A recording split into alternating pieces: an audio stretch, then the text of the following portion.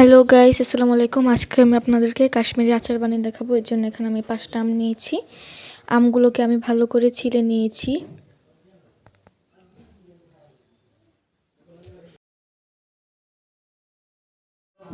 তারপরে আমগুলোকে আমি এই যে এরকম করে কেটে নেব।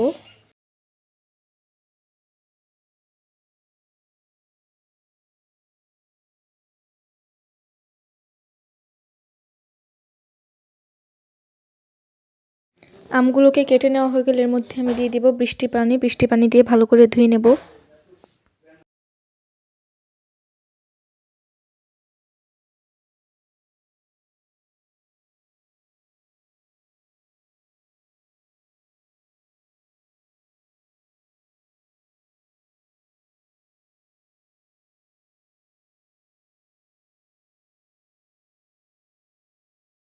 ধোয়া হয়ে গেলে আমি আবারও আরেকটি পাত্রে বৃষ্টি পানি নিয়ে নিয়েছি।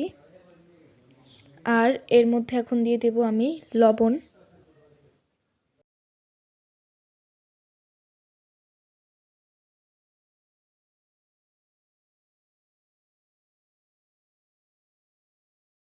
এরপর এর মধ্যে আমি দিব 1 চামচ আমরা পান খাওয়ার সময় যে চুনটা ব্যবহার করে, তো ওই চুনটা।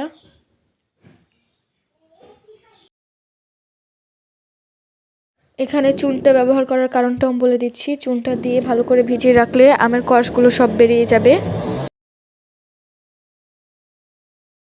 তো এখন আমি সেই পানিটার মধ্যে আমগুলোকে ভিজিয়ে রাখবো সারা রাতের জন্য।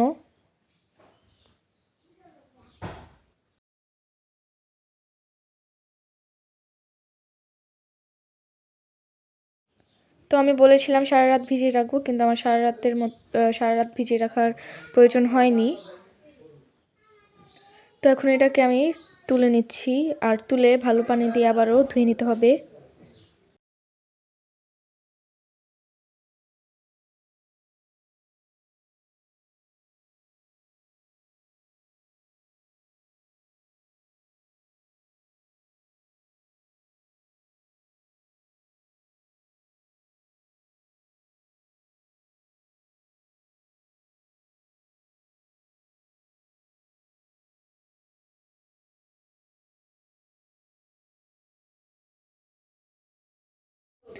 এখন এটাকে একটা স্ট্যানারের উপরে দিয়ে আমি পানি ঝরিয়ে নেব।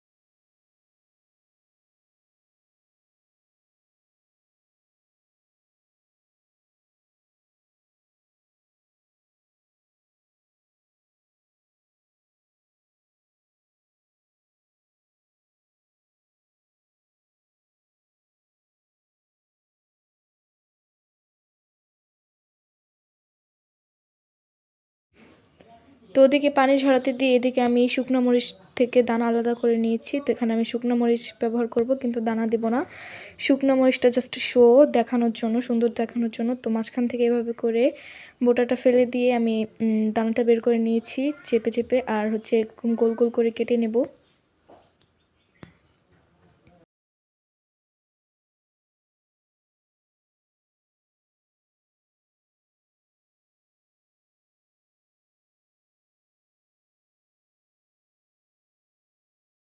তারপর চুলায় আমি একটি প্যান বসিয়ে দিয়ে এর মধ্যে দিয়ে দিয়েছি 1 কাপ চিনি, আর সাথে এর মধ্যে আমি ব্যবহার করব 1 কাপ ভিনেগার। তো এখানে আমি সেম পরিমাণ মতো 1 কাপ ভিনেগার দিয়ে দিয়েছি।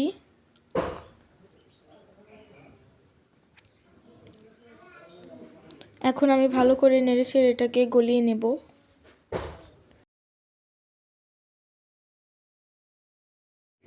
তো এই দেখেন বলক চলে আসছে, আর এখন এর মধ্যে দিয়ে দিব ওই যে এরকম সাইজ করে কেটে রাখা আদা।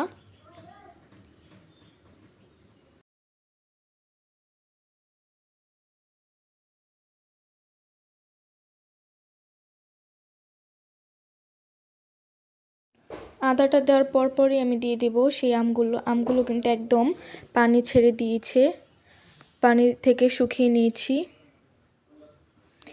পৃথিবীর সবথেকে সহজতম আচারের রেসিপি হচ্ছে এই কাশ্মীরি আচারটা, যেটা সবাই বানাতে পারে। আর এই আচারটাকে বেশি নাড়া যাবে না, তো এরকম করে জাস্ট একটু করতে হবে, নাড়াচাড়া দিতে হবে। আর সবশেষে হচ্ছে আমি সেই মরিচ কুচিগুলো দিয়ে দেব। এটাকে মরিচ বললে ভুল হবে কারণ এখানে দানা নেই।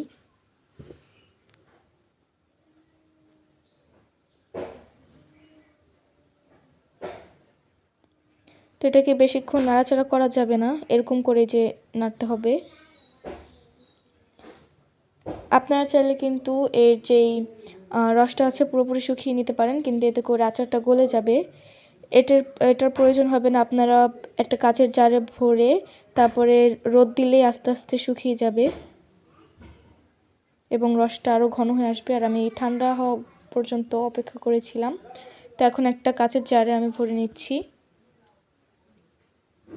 এই আচারটা যদি একবার বানান তাহলে পুরোপুরি ফ্যান হয়ে যাবেন এই আচারটা এত মজা। আর আমরা অল্প করে বানিয়ে নিয়েছিলাম কারণ এটা তো খুব শীঘ্রই খাওয়া শেষ হয়ে যাবে, এরপর আমরা আবারও বানাবো।